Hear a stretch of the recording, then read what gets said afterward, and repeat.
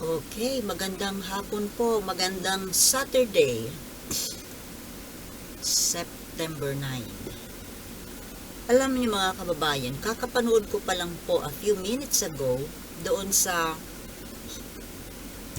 hearing matawag doon. Congressional hearing na ang guest po doon ay si General Browner at saka si Secretary Teodoro ng DND. Napakakulit po nitong yung napanood ko.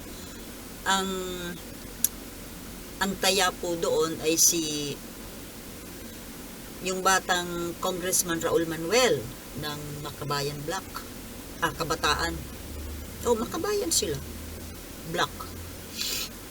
Napakakulit po na parang parang nakulitan, medyo na-off, na inis si Secretary Gibo at saka yung si General Browner. Kasi kung magtanong siya, parang para sa akin hindi lang makulit, kundi medyo bastos. Kasi kinu-question niya yung mga capabilities and yung mga duties ng National Defense at saka ng AFP. At kahit na sinasaway na siya nung in charge na na siya, tapos na yung kanyang oras, tuloy-tuloy pa rin. And yung isang tanong niya na last na daw yun, abay, nasundan pa ng mahigit 3 tanong. Pinapa-wind na nga po siya. Hindi pa rin tumitigil. At kung pagbibigyan, naku. Pero actually, parang uminit nga yung ulo nung dalawa, ni Secretary Gibo at saka ni General Browner. Yung mga yung mga katanungan niya, talagang mapapansin mo na kontrang-kontra talaga sila sa alliance ng bansa natin with America. Kinu-question yung pakikipag-alyansa natin na kesyo ayaw daw natin makipagkaibigan sa China, pero yung Amerika pinapapasok natin sa teritoryo natin. Alam nyo, Congressman Raul Manuel, tila yata hindi po kayo nanonood ng mga balita, o hindi kayo nagbabasa ng dyaryo, nag-search sa news on the internet, o kaya manood ng mga balita sa TV. Kasi parang hindi niyo alam ang dahilan kung bakit nandito ang Amerika. Kinu-question mo yung sinasabi mo na pakikialam ng Amerika dito sa teritoryo natin. Hindi sila nakikialam, for your information, Attorney Raul. Basta ka lang magsasalita dyan Parang hindi mo naman alam yung mga sinasabi mo. Yung Amerika, hindi naman po nang aagaw ng teritoryo. Kaya sila nandito sa atin, tinutulungan tayo na wag na tayong maagawan pa ng teritoryo ng China. At tila baga mas pinapaboran mo sa iyong mga pananalita. Ha?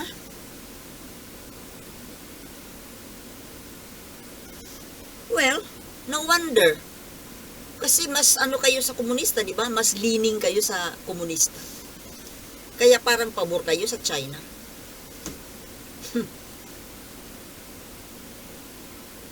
Hindi ninyo alam pala yung rason kung bakit nakipagdumikit tayo sa Amerika na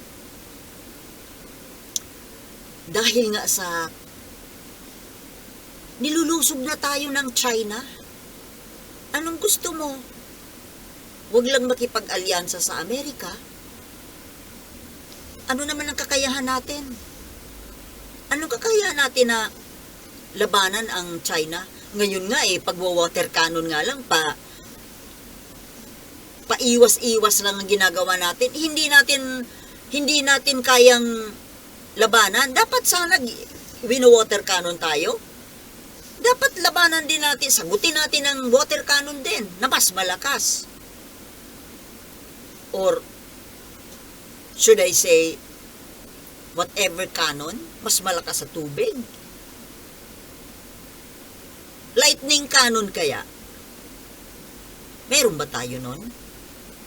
Yung binubugahan tayo ng tubig, dibugahan din natin ang apoy. Or whatever. Wala nga tayong panlaban. Kaya nga po tayo naaagawan ng teritoryo. Gusto mo maagawan pa rin tayo, or the whole of your country ay maagaw na ng tuluyan ng China? Alam mo, bata ka pa nga talaga eh. Pero kahit bata ka, mukhang matalino ka naman eh. Kasi hindi ka naman mapupunta dyan sa kongreso ko. Hindi ka matalino. Well, sa bagay, hindi naman lahat ng mga nandiyan dyan ay matatalino. Diba? Tingin ko naman matalino ka. Kaso, yung talino mo, nasa kabila, nasa dark side. You get it? You are on the dark side of the moon. Mas nagsisimpatya ka sa komunistang China. Ayaw ninyo sa Amerika na, kung tutuusin, yung isinisigaw ninyo, demokrasya, demokrasya, wala nang demokrasya. Nasaan ang demokrasya? Alin ba ang demokrasyang bansa? Amerika ba o China? Alam mo, hindi ko kayo maintindihan kayong mga may kabag, mga taga-kabag. Sigaw kayo ng demokrasya, demokrasya, pero ayaw ninyo sa bansa na demokrasya. Mas ginugusto ninyo yung komunista. Ano ba talaga? Diba? Make up your minds. Saan ba kayo talaga? Yamang gusto ninyo ng komunista pala, stop crying democracy, democracy. Rally kayo ng rally na wala ng demokrasya. You're out of your minds. Pasalamat ka, Raul Manuel, na mas maraming bansa, halos buong mundo, kampi sa atin. Ngayon, kung ayaw mo sa Amerika, gusto mo sa China, abay mag-migrate ka sa China. Doon kayo. Kayong mga makakomunista, kasi dito ang Pilipinas ay demokrasya. At karamihan sa aming mga majority ng mga Pilipino, ayaw namin ng komunista. Mas gusto naming sumapi sa Amerika kaysa sa China.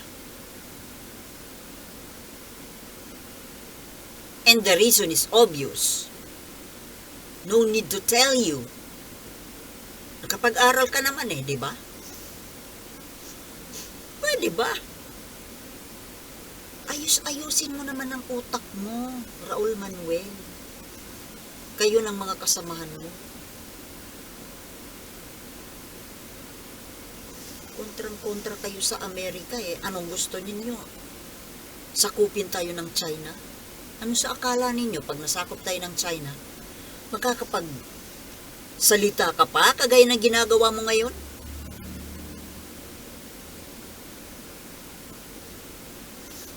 Hindi kayo nag-iisip. Akala mo maganda hindi na ba tayo nadala? Ilang centuries na tayong sinakop ng ibang bansa. Magpapasakop pa ba tayo?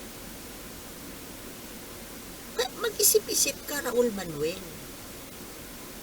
Malakas pa naman ang impluensya mo sa kabataan, tapos ganyan ang itinuturo mo sa mga kapwa mo kabataan.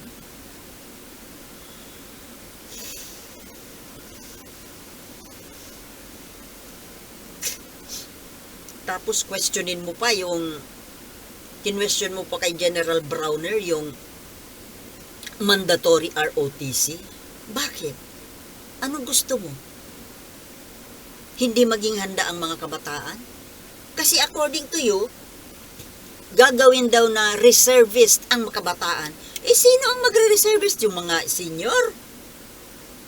Uy, ako reservist ako. I'm a senior. Reservist ako because I took CAT during my high school and ROTC in my college. Kaya reservist ako. Kahit ako senior na, pag ako ipinatawag, lulusob ako. Hindi kagaya sa'yo, umiiwas. Dahil ikaw, ayaw mo ng ROTC, ayaw mo ng mandatory. Voluntary? Wala. Kung hahayaan mo na maging voluntary lang ang ROTC, baka out of 10, baka 2 lang ang kumuha niyan. Dahil mas gusto ng kabataan ngayon maglaro ng ML. O, 'di ba? 'Yun ang gusto mo? Hindi ko kayo maintindihan. Kayong mga leftist, ayaw ninyo sa mandatory ROTC, ayaw ninyo sa military training para sa kabataan, pero kayo, yung mga kabataan, nire-recruit ninyo. Tapos tinuturuan din ninyo ng military training sa kabundukan. 'Di ba?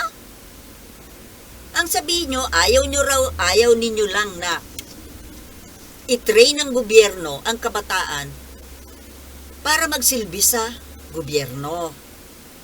Kasi tuturuan sila sa ROTC, tuturuan sila ng patriotism, disiplina, pagmamahal sa bayan. Doon sa bundok, anong itinuturo ninyo sa kabataan? Paglaban sa gobyerno, di ba? Kaya kayo kumukontra. Kaya, ito po ang take ko dyan sa issue na yan tungkol sa ROTC, ha? Sana po, sa ating gobyerno, ituloy po yan, yung mandatory. Mandatory military training sa kabataan, hindi lang sa mga estudyante, kundi pati sa out of school youth.